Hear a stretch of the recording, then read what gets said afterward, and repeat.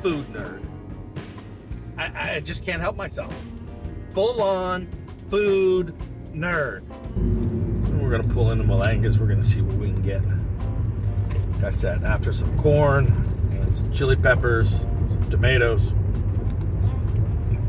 Let's see what we got. Let's take a look at what I'm looking at here. When I pull these down, I'm looking for fully formed kernels and nothing mushy or underformed at the bottom. One. Again, just a quick pull. See, and we've got a couple that are underformed here. We're gonna skip to that. What am I looking for a tomato? I want a nice color. I don't care about size. I don't squeeze these tomatoes. I feel them. There's a firmness to them, and a really ripe one that's ready, the firmness has a little bit of give to it. That's a beautiful tomato and ready. I'm gonna grab, oh, that one looks really good. Now, I'll also grab one or two that are close. This is firm, but it's very, very close. The color's beautiful and all the way around. And it will be able to be held for a couple of days. So I'm gonna grab those three, and it'll ripen over those days as a ripe. Oh, that's a beautiful. We'll take those four. All right, we'll see you down the road. Welcome back to This is Fresh. Yesterday, we went by Malanga's and picked up some Jersey corn. This is South Jersey corn, and some fresh tomatoes. Listen, I have to say, this is one of my favorite times of year. The corn's coming in, all the vegetables are starting to come, the tomatoes are starting to turn out beautiful. And when I picked this up, I had a plan. Oh, listen, I got some fresh garlic here. And if you've never experienced fresh garlic, it's a completely different experience. It's so firm, it's spicy, it's got lots and lots of deep, rich flavor. We're gonna add a little to what we're making today. When I picked this stuff up yesterday, I had this vision in my head, being on my deck. The basil that we've got is coming in fantastic. We've got some great oregano, and I thought, oh, let's play with something fun. We're gonna make a little relish here. It's gonna use a little Greek olive oil. We're gonna use a little white balsamic vinegar. So it's kind of a little bit of a mashup, but it's a beautiful, beautiful mix with these red hot chilies that I've got behind us too. We're gonna dice some of those and put them in. I've got right here 3 ears of corn, and what I did is I took them and I popped them into the oven under a high broiler and just turned them on most sides so they didn't get any color. And then on the last side, left them so that they get just a little bit of caramelization, because that's going to add one more level and depth of flavor to what we're doing here. What we're going to do here, we're going to do something super duper simple. We're going to take this corn and we're going to cut it off of the cob. Now, if you cut this too shallow, you end up just getting the top parts of the corn and you don't get all the beautiful pop and crunch that comes with it. To get the full kernel, what we're gonna do is we're gonna start right here, and we want to feel a little bit of resistance going on. If it's super duper easy and you're moving right down the cob with no resistance whatsoever, you're not getting the whole kernel. And you want the whole kernel, because when you eat this, that kernel still has the little bit of pop to it when it goes into your mouth. When you're using fresh garlic, if you get lucky enough to be able to find it on the stem, you find it like this. Instead of the skin being dry and kind of frail, it's moist.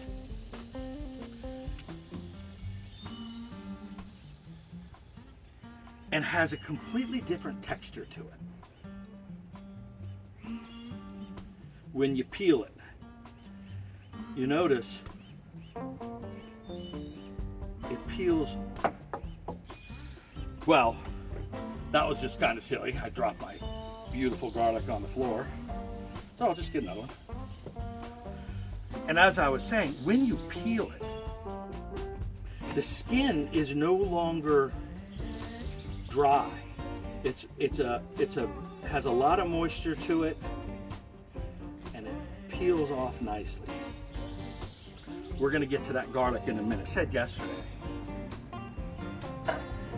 when I pick out these tomatoes, I don't squeeze them. I feel them. Okay? How do I describe that? I'm putting just enough pressure on it to feel the resistance of the tomato. For me, the perfect tomato has just a little bit of give to the firmness to the skin when you feel it. And both of these are beautiful. Now, I'm going to show you why Malanga's tomatoes are so phenomenal to me. But if you take a look at the inside of this tomato, this is early July. See these after we go meet with Dan over at Malanga's Farms. We're gonna go out into the field. You'll see and you'll start to know and understand where the term, the meat of the tomato comes from. I don't need this to be tiny little pieces. I want small, kind of uniform. It's okay that they're chunks. Okay, I leave the seeds, I leave the meat. I don't take anything out of them. I think these are just one of nature's fabulous fruits, so I don't want to mess with it too much. This is how I've found that I like to deal with my garlic the best. There's dozens of ways, and sometimes I do different things. I do slivers and such. But what I do is I take my knife blade, and for those of you who are like, oh, I don't want to do that, you can take this and do that with a nice solid bottom saucepan. You'll see what I'm talking about. And there's actually some tools that you can buy for crushing garlic. So what I do is I take my garlic clove and I crush it under my knife. So now I've got some nice pieces of crushed garlic. In some recipes that we're going to play with somewhere down the road, you'll see where I utilize this for different types of dishes. But in this case, I want them to be really fine pieces, small pieces to marry through the whole dish that we're making here. So I'm just going to then take them and turn them a little bit, get a rough chop on them, and then as I've stacked all this basil, I'm going to put my oregano on the inside of it, and I roll it. Imagine you're a Cuban cigar maker, or just imagine you're down in Miami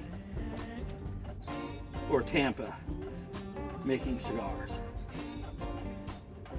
And then I just very gently make some small slices across. It gives me small ribbons. The French term would be a chiffonade, but for me, they're small ribbons. I like the rustic size on my herbs. I find that it gives it a much more distinctive flavor of the herbs that we're putting in. And it's something that when I traveled through Italy and the Ticino in Switzerland, I found in a lot of these small community restaurants, it was a much more frequent style. Sometimes they would just take the basil and tear it into pieces and throw it in and not even put a blade to it. The dish that we're making is really, I'm talking about something we can throw together on Thursday night after work, and be ready and enjoyable and not have to be locked into the kitchen. Because if you're anything like my family, we're busy and we're running and we're all over the place. So to be able to put something together in front of them that's fresh, that's nutritious, that I know where it's coming from, I know how it was grown, is so important to me. So now I've got the basil, we've got the oregano, a little chili pepper in there. I've got a little bit of white balsamic vinegar.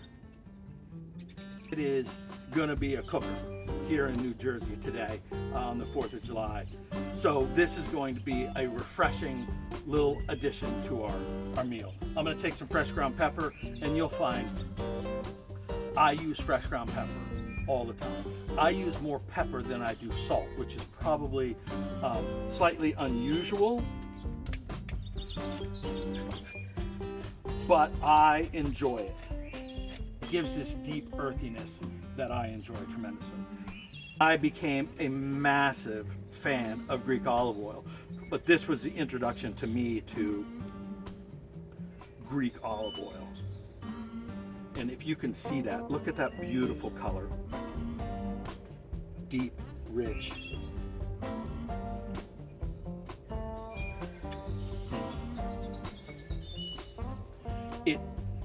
When you get an olive oil like this, and there's a lot of them all over the world, Spain, Portugal, California, obviously Italy, Greece, Cyprus. They have this richness, this butteriness to them that is so special. You don't desire butter. All right, so now I'm just going to stir this. Now, one of the things that I like to tell people when I'm teaching is that when it says to stir something, it's not a stir. What we're looking to do is we want to stir with a purpose. What are we doing? We're taking stuff from the bottom. There's some liquids that are starting to come out in that from the salt that we put in. And then it's marrying with this olive oil. So I'm stirring with a purpose. My goal is to make sure that everything in this bowl gets a good, healthy share of all the flavors that I've put in.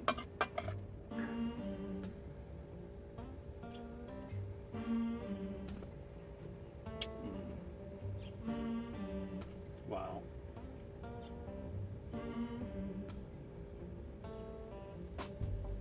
That fresh garlic, it's just a different world. It's just a different world. That fresh garlic, there's a little bit of spiciness to it.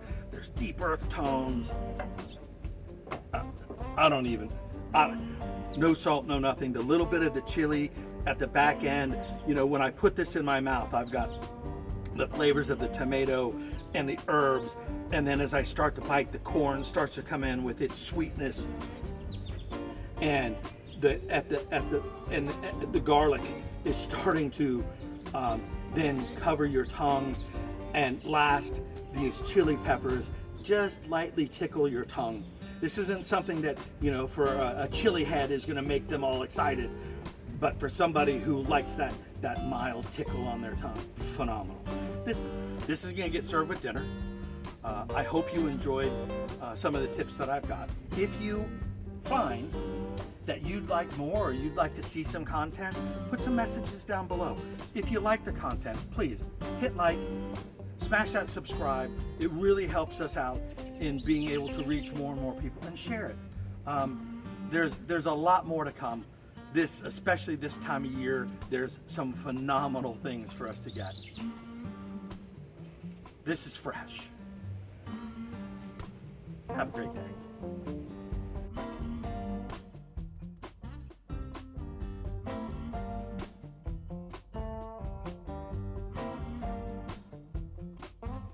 What I've got going on here is I've got a top round that is reasonably marbled, and I seasoned it with tahini, maybe an hour and a half ago, and I really let it sit. Now what we're going to do is we're going to take this pan that is wicked hot. I'm going to add some olive oil, and I'm going to have to work very, very quickly because this pan is so hot. I don't want it to burst into flames. So here I go.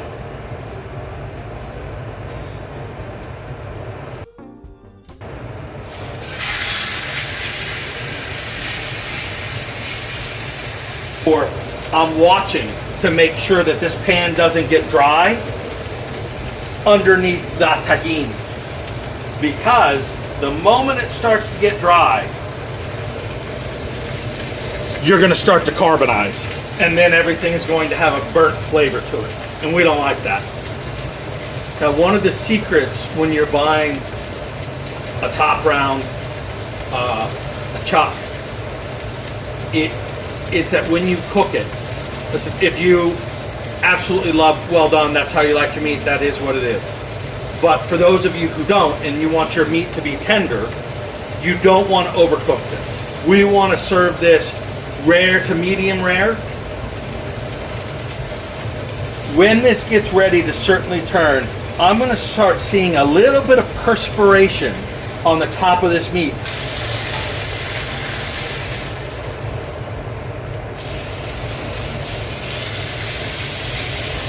Like I said, this is just me playing, trying to do something a little different.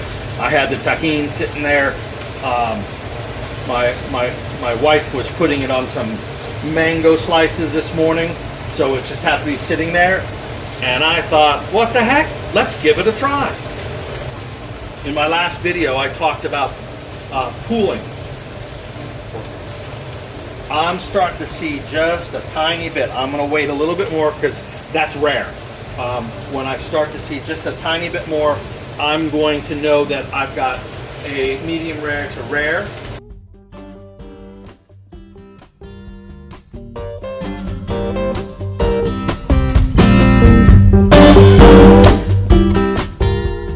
Imagine that piece of beef is a coffee percolator.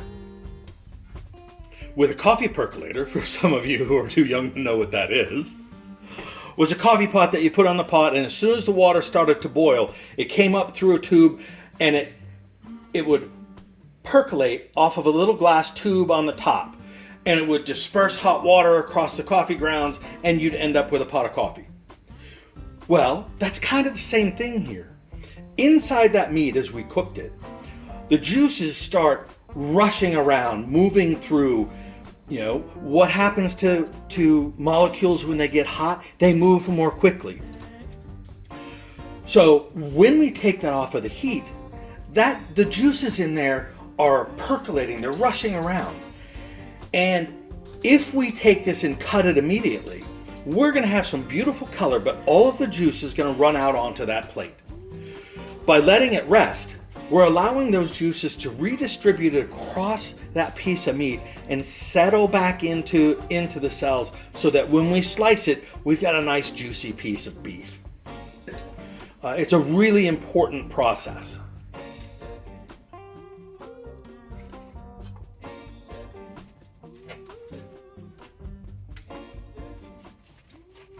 Now the thicker piece is starting to become a little bit more rare. I did that on purpose because not all this is going to get eaten this evening, and now I can use that as some sliced beef for steak and eggs or for a steak sandwich or something like that tomorrow.